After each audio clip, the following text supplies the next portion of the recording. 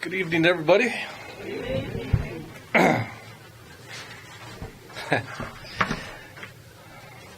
Before I read, I'll tell you a little bit of a funny that was shown to me earlier this afternoon. It has nothing to do with what I'm going to read, but I thought it was funny enough just to share, right? A friend of mine took a video of their kid's hamster, okay? He said, "This is hilarious, dude. You got to check this out." The hamster stuffed its cheeks full of food, and man still managed to stuff a sprig of carrot in its mouth. It was hanging out of its mouth, right? So can you visualize that? And it jumped on its hamster wheel and just started going.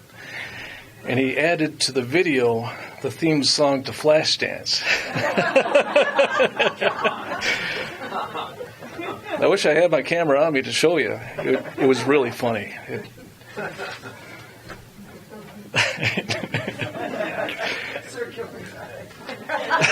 Circular time.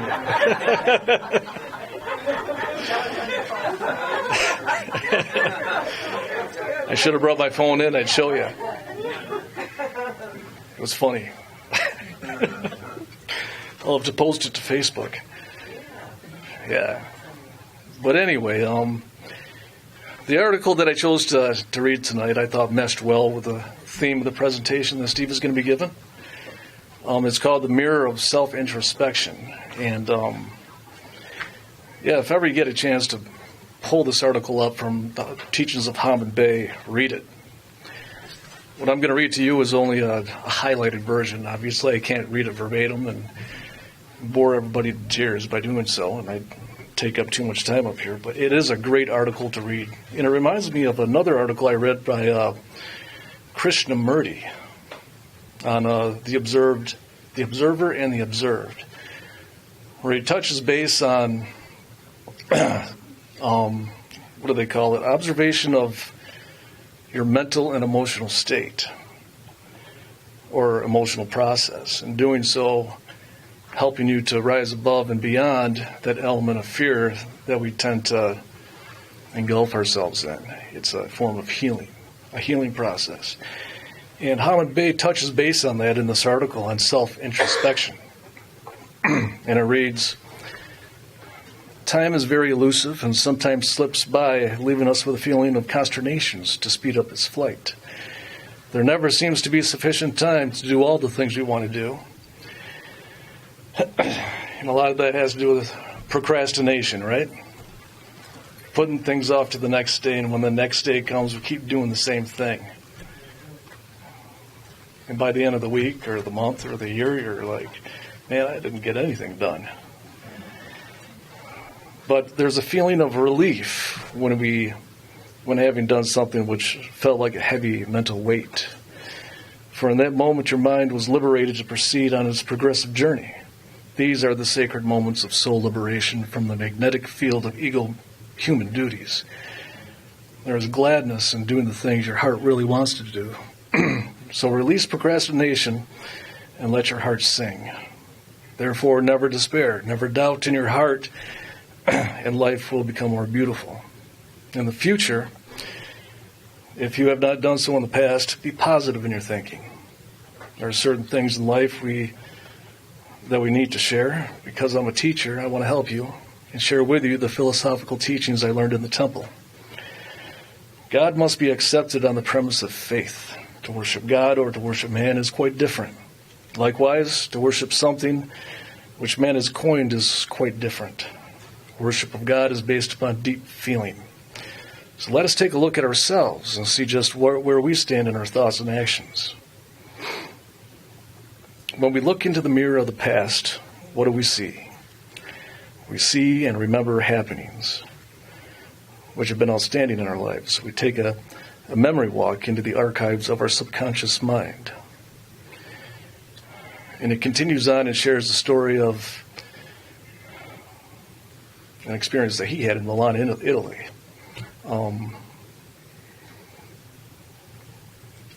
It reads, when I looked into my memory mirror my subconscious mind in 1925, I thought it was the end of my span of life.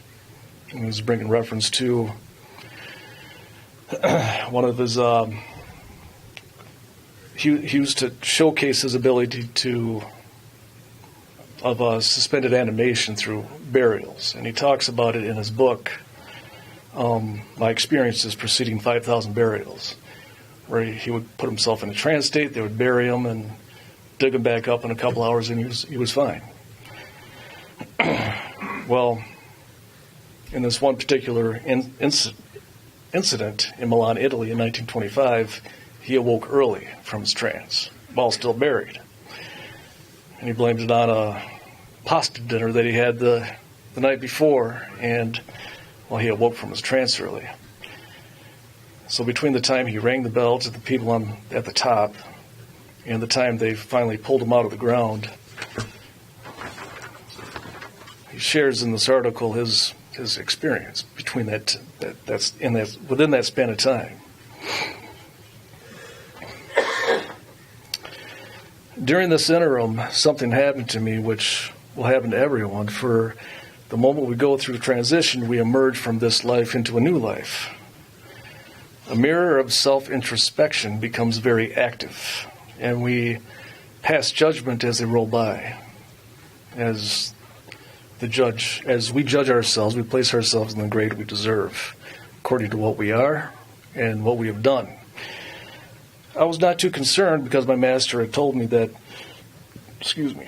we pass through the door of physical being into that of mental being, and that life is eternal. This flitted through my mind so fast that the next summer I was wondering if I would suffer when I passed through this door. Then that disappeared, and I had the sensation of choking. Then I thought of what I was leaving, and since you think of the person or persons you love most, I thought of my mother, my family, my master, and the details of my life. I had in that moment transposed my consciousness from the knowledge that my body was dying. My past became present, and I was in a complete state of introspection. The illusion of past, present, and future became now, because I was becoming a mental entity and no longer expressed physiologically. Now, the reason I say this is because of my condition. I had scratched my body and was bleeding all over. I tore my robe to pieces, but was not aware I had done this.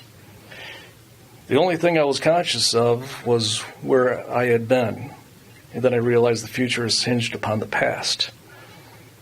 There is always the present, and no such thing as the past or the future. Yet the past and the future are what make the present.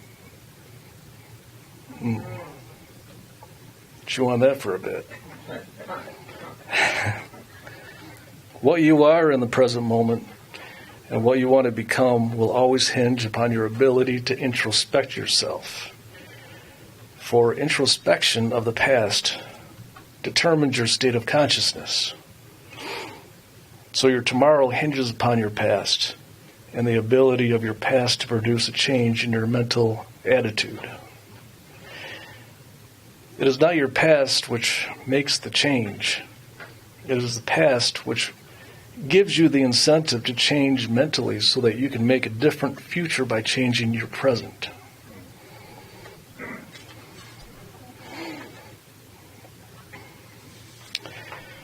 Now I'm going to ask you to introspect yourself, not by looking into the mirror, but as a spiritual individual. What are the spiritual qualities of man? To what extent during the past year have you expressed these spiritual qualities? How much have you strengthened your ideas and your actions with these spiritual qualities, which include spiritual friendship, love, passion, patience, tolerance, goodwill, generosity? All of these qualities pertain to a spiritual individual, to one who expresses the qualities of God. How much have you talked about peace and acted unpeacefully? How much have you expected from others? How much love, friendship, tolerance, and compassion have you expressed? By such introspection, you may find the source which will lead you to happiness. It's sometimes difficult under certain circumstances, but it must be done because if you know what it takes, but you don't apply it, you will not achieve it. So don't procrastinate.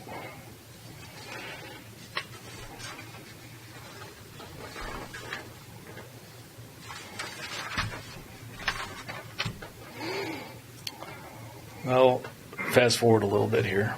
Without procrastinating, start today to listen to and feel the presence of the divine power within you. This is the magic wand which God has given to you and is called divine guidance. And again, to get the full breadth of this article, read it. What number? 141. I pulled this off the CD. And it's called the Mirror of Self-Introspection. It's quite profound. So, without further ado, Mr. Krychek.